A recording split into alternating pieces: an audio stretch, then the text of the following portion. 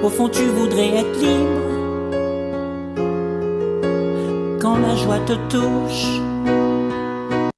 Chers téléspectateurs, bonjour et bienvenue. Merci de nous accueillir chez vous, merci de nous accueillir dans votre maison et ici même sur ce plateau. Vous êtes comme chez vous, ici avec Guy Roger. Mais d'abord, je vais vous raconter une petite histoire pour être libre, pour vivre libre. C'est l'histoire d'animaux dans la forêt qui sont effrayés par un lion.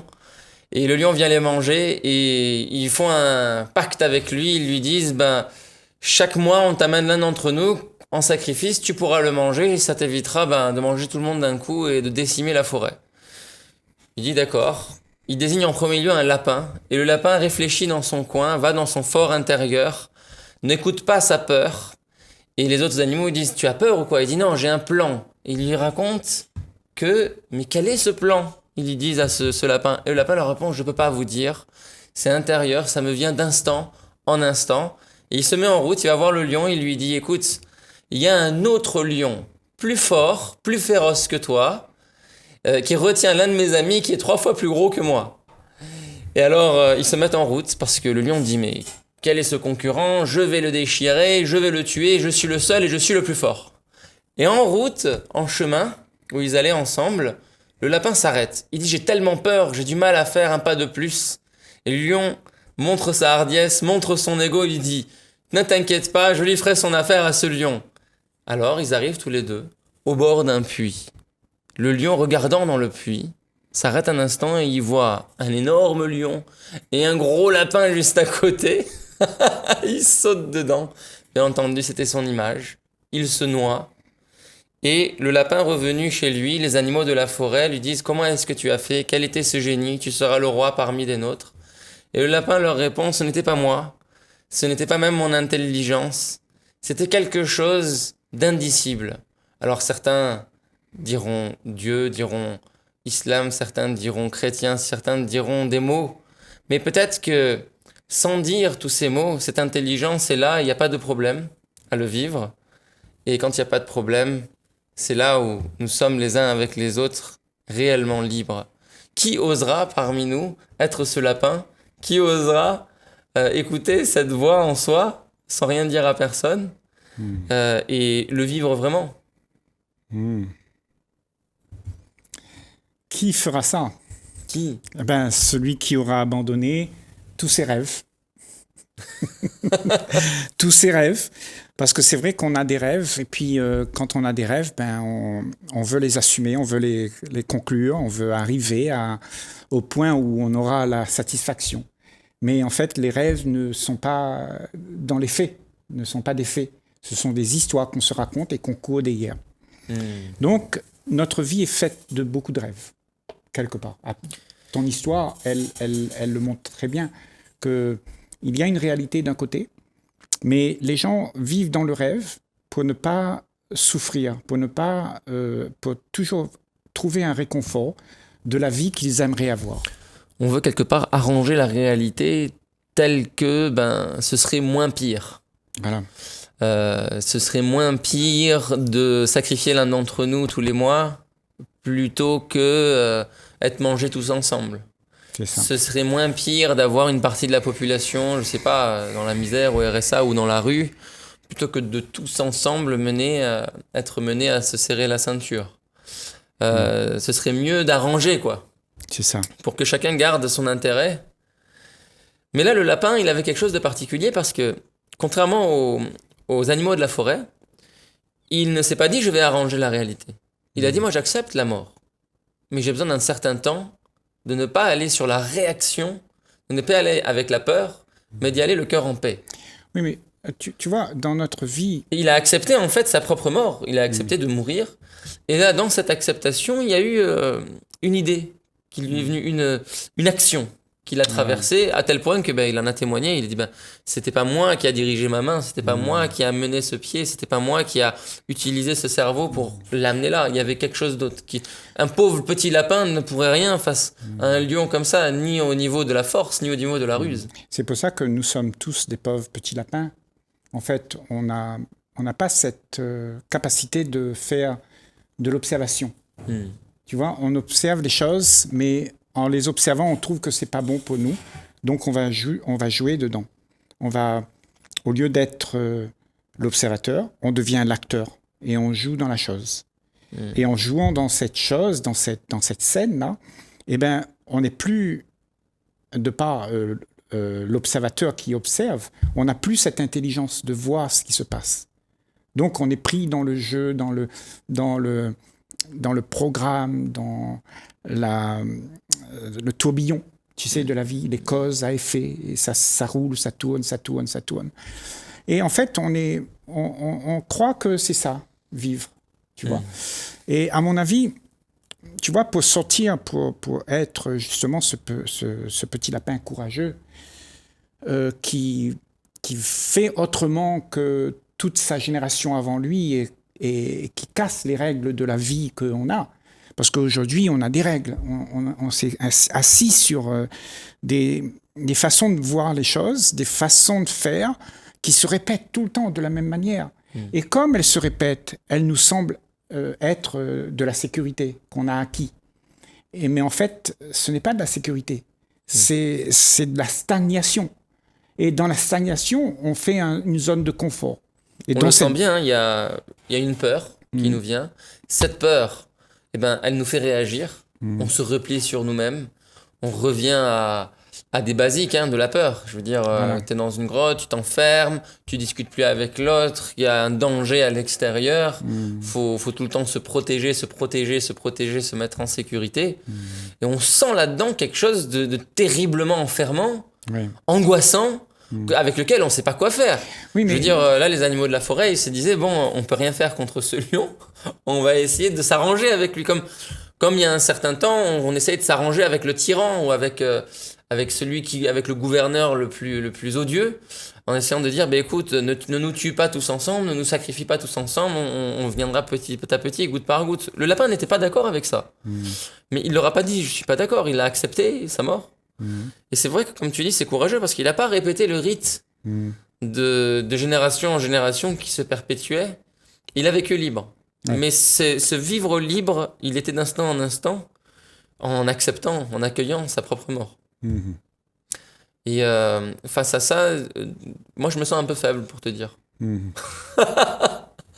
Moi je serais plutôt de ceux qui, tu sais, qui montreraient le courage au moment où tu peux le montrer, mais au moment où il y a la preuve de la vie qui vient, qui fuit, tu sais, qui est désemparé, qui ne sait plus rien faire. Et je sais pas si tu t'es déjà retrouvé dans ce genre de situation-là. Tu sais, tu te dis, il y a plus rien à faire. C'est le dernier carat. Je n'ai plus aucune solution. Il y a plus aucun choix.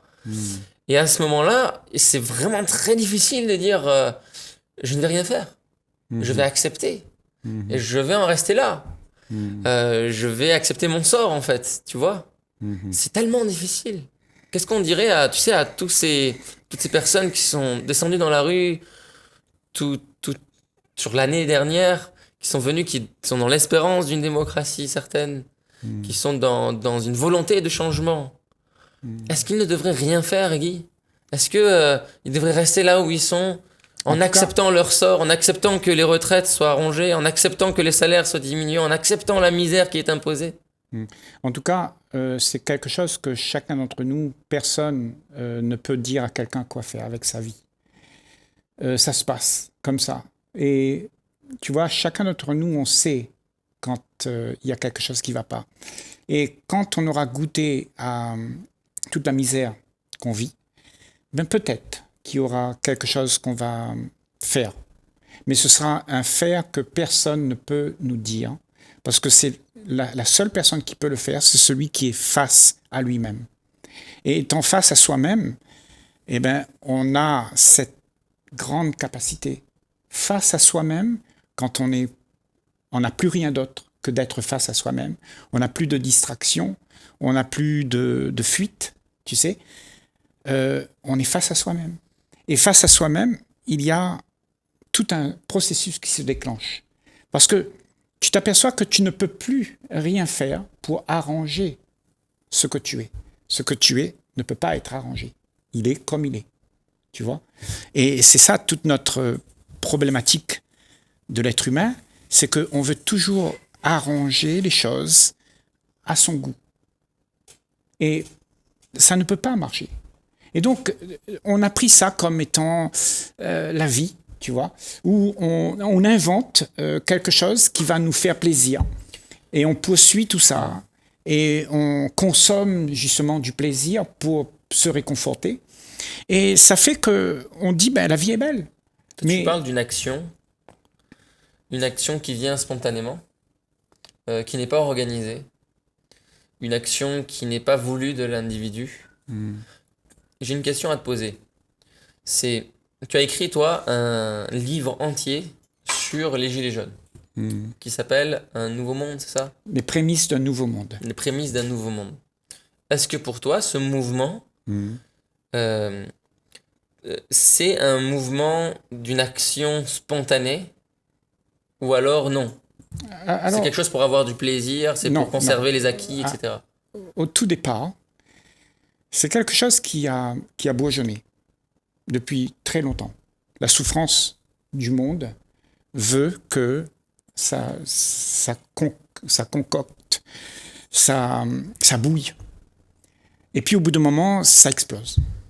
Okay? Cette explosion-là, elle était sincère parce qu'elle est venue d'un cœur qui souffrait et qui avait besoin de quelque chose qui était inédit. Parce que il y avait de l'esclavagisme, tu vois, il se sentait esclave de son sort et il croyait que peut-être en le disant, tu vois, ce serait peut-être bien, tu vois. Chose que on a tous dit à un moment ou un autre, chacun d'entre nous, on a su ça. Mais là, pour être un mouvement entier de la population, je crois que c'est un mouvement qui venait du cœur. Sauf que ce moment où le cœur parle, il est très, très, très sensible. Très facile à détruire, très facile à brimer, très facile à organiser. Voilà. Et donc, tout un système s'est fait autour de ce gilet jaune et on a organisé la vie à travers toute cette activité-là en disant, maintenant, on a compris ce qu'on veut, on veut ça, ça, ça et ça. Et à partir du moment où il y a un cœur qui dit « je veux », c'est un cœur qui est dépendant. Tu vois, il n'est plus accessible, il n'a plus accès à son propre intelligence pour dire « je vais faire comme mon intelligence l'entend ». C'est vrai qu'au début, les gens venaient là, mais sans savoir pourquoi. Voilà, ils étaient contents. Ils étaient contents de se voir. Lui, c'est mon voisin, tel. On aurait dit une rencontre du voisinage, tu vois. Voilà. C'était très bon enfant. Il n'y avait pas on va aller là, on va aller à la Bastille, on va aller machin, on va faire ci pour acquérir ça. Mais à un moment donné, les choses commençaient à s'organiser. Il y a des gens qui ont voulu. Et là, c'est devenu la Bérésina. C'est-à-dire, c'était une cacophonie pas possible parce que il y en a un, il disait moi je veux ça, l'autre il disait moi je veux ci, toi ce que tu veux c'est pas légitime, toi t'es qui pour vouloir ça. Cependant, Farzad, ça a marqué les esprits. Notre société aujourd'hui, elle est marquée. Et c'est quelque chose qui se passe non seulement à La Réunion, mais ça se passe un peu partout dans le monde. Où tu veux dire l'oppression, la souffrance, Chili, oui, partout. Partout dans le monde. Parce qu'il y a ce système d'oppression qui veut toujours plus qui veut toujours plus garder son confort, tu vois, au détriment de celui qui a rien. Donc, il y a quelque chose qui s'est passé dans les esprits pour se dire qu'on n'accepte pas ça. Tu vois?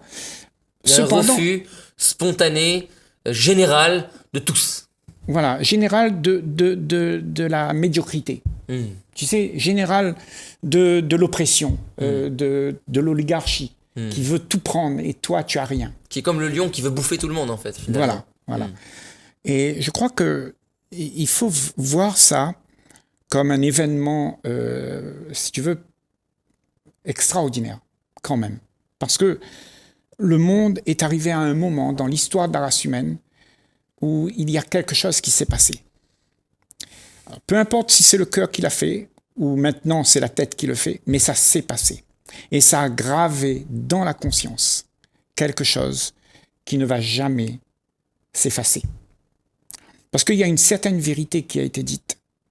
Et quand la vérité est dite, tout le monde le sait. On ne peut pas renier la vérité. On ne peut pas renier les faits qu'on a mis en évidence. On ne peut pas renier les faits. Les faits sont réels.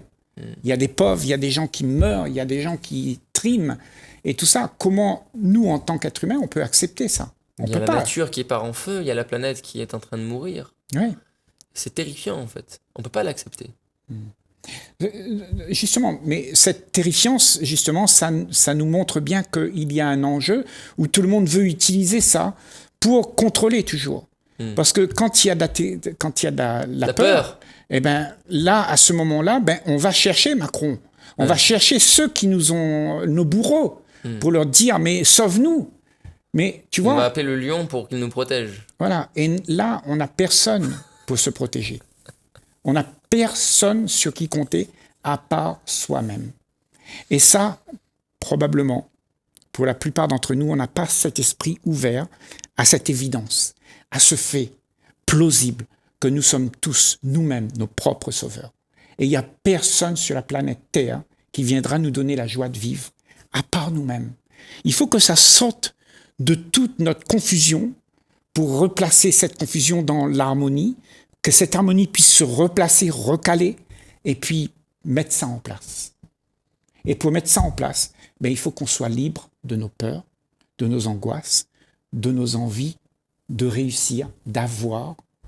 Parce que tant qu'il y a une envie, tant qu'il y a une dépendance envers qui que ce soit, ou envers tout le matériel qu'on a besoin, s'il y a une dépendance, ben c'est foutu. Tu seras esclave. Et ça, c'est l'humanité depuis des décennies et des décennies.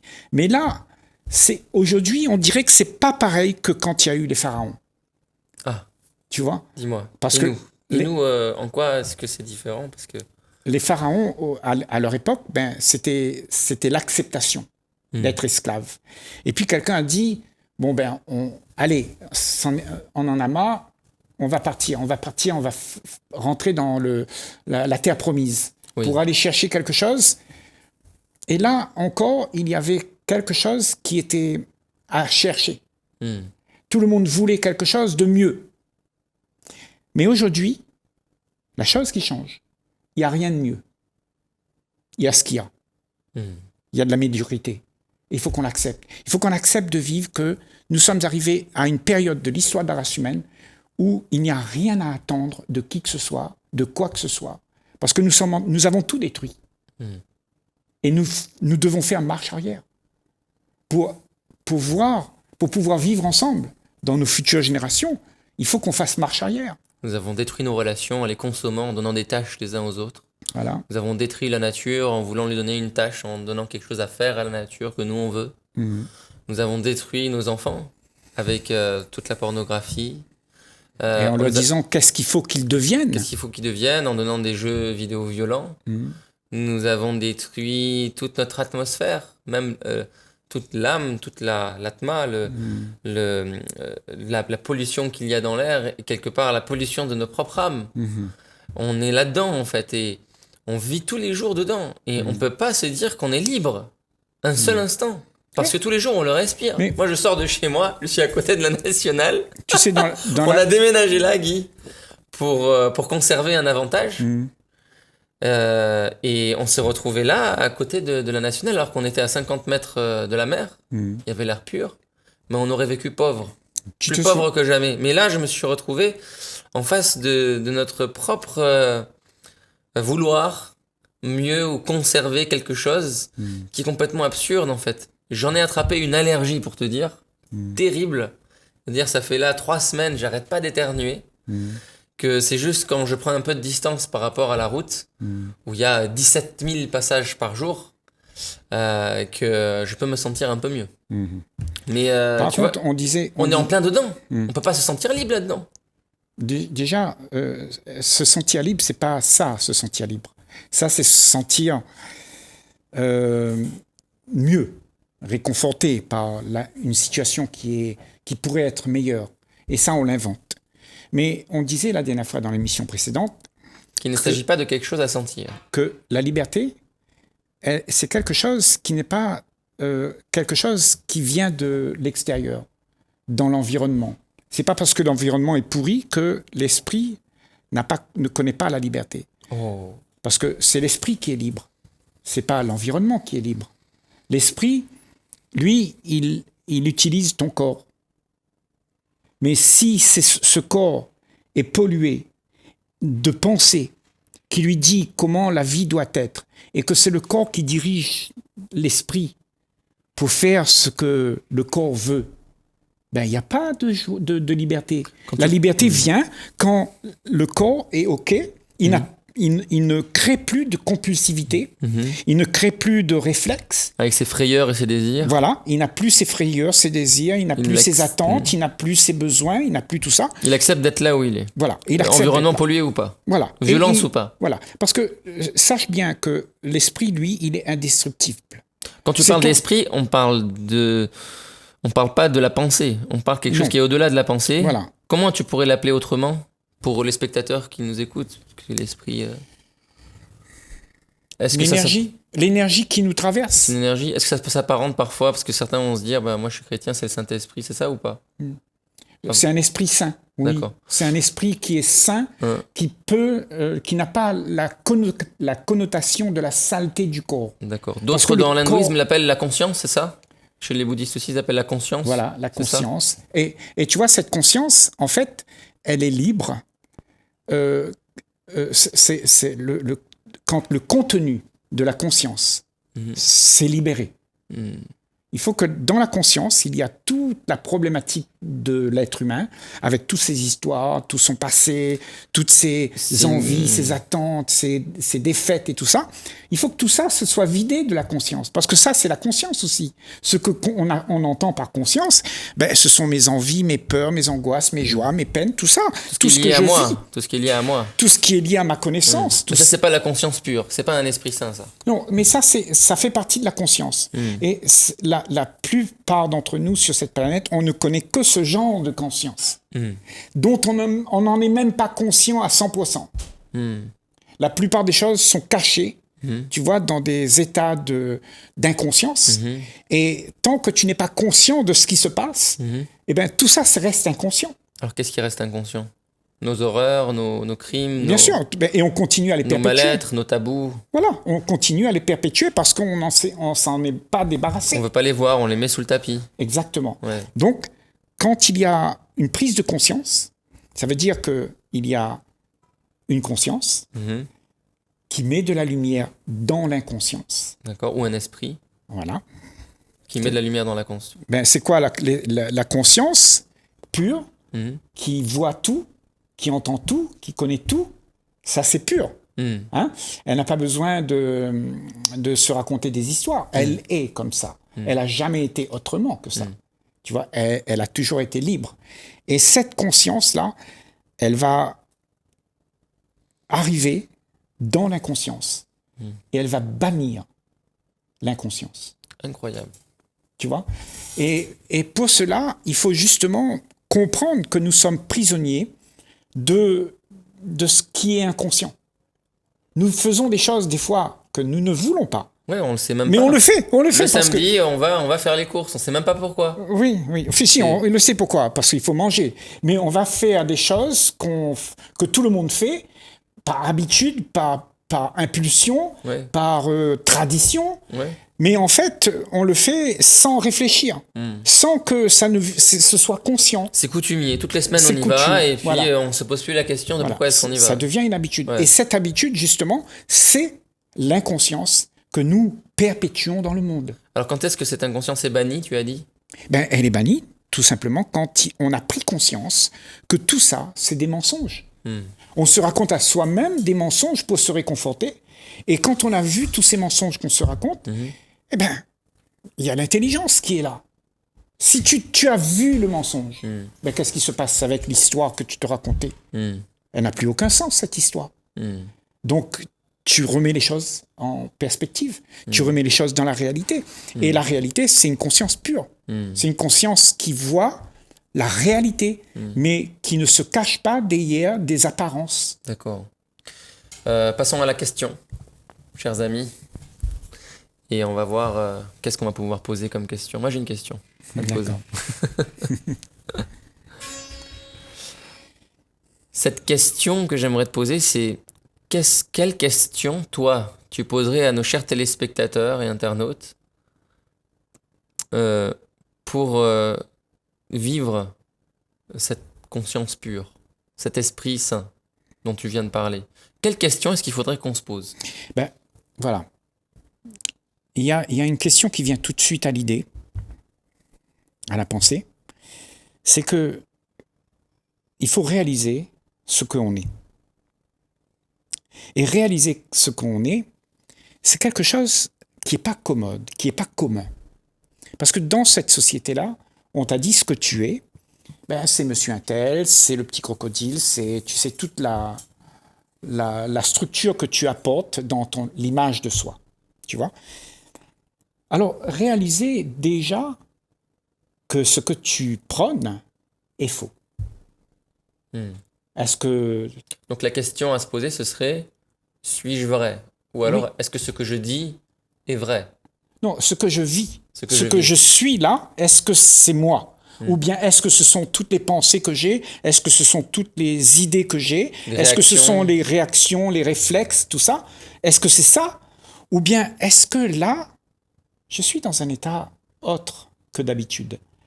Et tu vois, tu vas te poser cette question et tu vas t'apercevoir que tu es jamais dans cet état. Très bien. Tu es tout le temps en train de jouer un rôle. Et quand la personne se pose cette question et qu'il voit toujours en train de jouer ce rôle, eh bien, cette question, elle fait son chemin. Elle fait son chemin dans la conscience de l'être humain. Parce que l'être humain, il a soif de vérité. Il a soif d'être vrai. Il a soif de bonheur, de joie, d'inspiration. On a tous soif de ça. Mais cette chose, cette soif, elle ne va pas très loin parce qu'on se raconte des histoires. Parce que les histoires qu'on nous raconte, ben, biaisent cette question. Et on ne va pas plus loin. Et on rentre dans l'habitude et les trains-trains de tout ce qu'on aimerait, tout ce qu'on voudrait. Tu vois? Oui, je vois cette question et chers amis, chers téléspectateurs, nous arrivons à la fin de cette émission. Merci Guy Roger. Merci. C'est une question qui est au-delà de nos envies. C'est une question qui est l'un de nos plus grands défis. On vous dit à très bientôt avec enthousiasme pour vivre libre. Je ne sais pas qui a dit ça, que la vie était comme ça. Tu ne peux pas changer. On agit comme de vrais robots, sans raisonner sur le programme, sans la joie d'être en vie.